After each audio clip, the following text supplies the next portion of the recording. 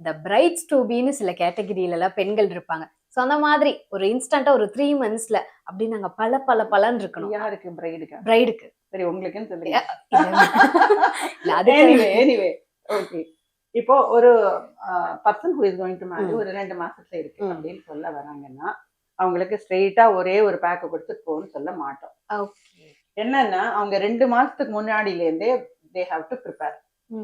எங்க கிட்ட அதுக்குன்னே ஒரு பிரைடல் பேக்குன்னே ஒரு செட் வச்சிருக்கோம். சூப்பர். டெய்லி வந்து மெயின்டைன் பண்ணி நீங்க மேக்கப்புக்கு போனீங்கன்னா அந்த பிரைட் போனாங்கன்னா she will look very beautiful.